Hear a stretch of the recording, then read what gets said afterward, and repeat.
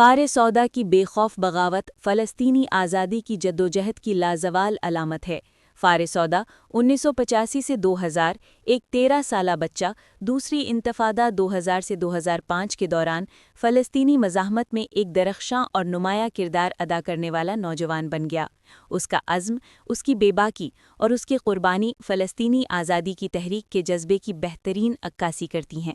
یہ مطالعہ اس کی کہانی کو نفسیاتی، سماجی، تاریخی اور اسٹریٹجک تناظر میں پیش کرتا ہے تاکہ ظلم کے سامنے بچوں کی لچک، عزم اور قربانی کی اہمیت کو بہتر طور پر اجاگر کیا جا سکے اور یہ واضح کیا جا سکے کہ کس طرح ایک ننھا فرد بھی بڑے سیاسی اور سماجی اثرات پیدا کر سکتا ہے۔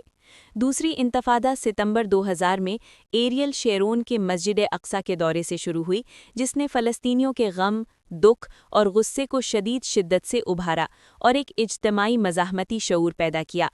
غزہ میں جہاں بختر بند میرکوا ٹینک سڑکوں پر گشت کرتے تھے اور ہر کونے پر سخت نگرانی تھی، فارس جیسے بچے پتھروں کے ذریعے مظالم کے سامنے مزاحمت کرتے۔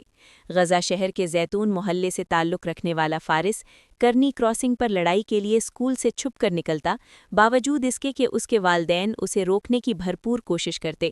یہ وہ وقت تھا جب فلسطینی بچے اپنی آزادی کے لیے ہر ممکن خطرہ مول لینے پر مجبور تھے اور اپنی قربانی سے مظلوم قوم کے لیے امید کی نئی کرنیں پیدا کر رہے تھے۔ 3 دسمبر 1985 کو فیک اور انغم عہدہ کے گھر پیدا ہونے والا فارس بچپن سے ہی بے خوف اور نڈر تھا۔ چھتوں سے چھلانگے لگانا اور خطرناک جگہوں پر جانا اس کی فطرت کا حصہ تھا۔ تنازعہ کے دوران وہ والدین کی سخت روک تھام کو خاطر میں نہ لاتا، بند کمروں سے کھڑکیوں کے راستے یا پانی کی پائپوں کے ذریعے باہر نکل جاتا۔ اس کا ہتھیار ایک غلیل اور پتھر تھا، جو ڈیوڈ اور گولائت کی کہانی کی طرح مظالم کے سامنے مزاحمت کی علامت بن گیا۔ اس نے اپنے شہید کزن شادی عہدہ کا بدلہ لینے کا عزم کیا اور کیمروں سے بچتا تاکہ اس کے والد اسے پہچان نہ سکیں۔ اس کی ماں انغم اسے بار بار میدان جنگ سے واپس لاتیں، لیکن فارس کا جذبہ ناقابل تسخیر اور پائیدار تھا، جس نے اس کی بہادری اور قربانی کو مزید مضبوط بنایا۔ فارس کی بے خوفی کو Gaza community mental health programme کے بانی ڈاکٹر ایاد السراج کے تجزیے سے سمجھا جا سکتا ہے، جنہوں نے کہا کہ تنازعات میں بچے خود کو ناقابل شکست تصور کرتے ہیں، جو انہیں شدید صدمات کے باوجود خطرناک اقدامات اٹھانے پر مجبور کرتا ہے۔ اسلامی جہاد کے میڈیا سے متاثر ہو کر فارس نے شہادت کے تصور کو اپنی روح میں سمو لیا۔ وہ اپنی ماں سے کہتا، میں نہیں ڈرتا، جب وہ اسے لڑائی سے واپس لاتیں۔ یہ نفسیاتی لچک فلسطینی بچوں کی آزادی کے لیے ان کی عظیم قربانیوں کی بنیاد ہے، جو ظلم کے سائے میں بھی اپنی شناخت اور اصولوں کو قائم رکھتے ہیں اور معاشرتی مزاحمت میں حصہ لیتے ہیں۔ 8 نومبر 2000 کو جب فارس ایک پتھر اٹھانے کے لیے جھکا، ایک اسرائیلی گولی اس کی گردن سے آر پار ہوئی۔ اس کی موت نے اسے ایک عظیم شہید اور فلسطینی مزاحمت کا علامتی کردار بنا دیا۔ اس کا جنازہ ہزاروں افراد نے اٹھایا اور یاسر عرفات نے اس کی بہادری اور قربانی کو سراہا۔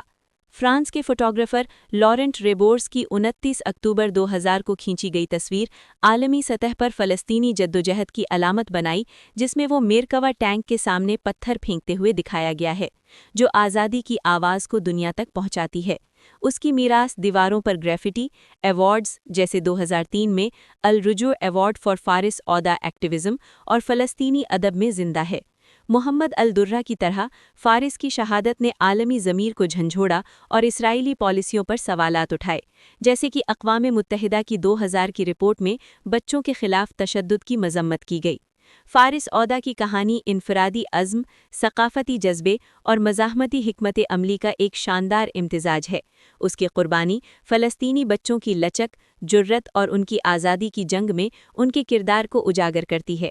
یہ داستان ہمیں سکھاتی ہے کہ ظلم کے سامنے ایک ننھا پتھر بھی ایک عظیم طاقت بن سکتا ہے اور وہ اثر ڈال سکتا ہے جو پورے معاشرتی اور سیاسی نظام کو جھنجھوڑ دے۔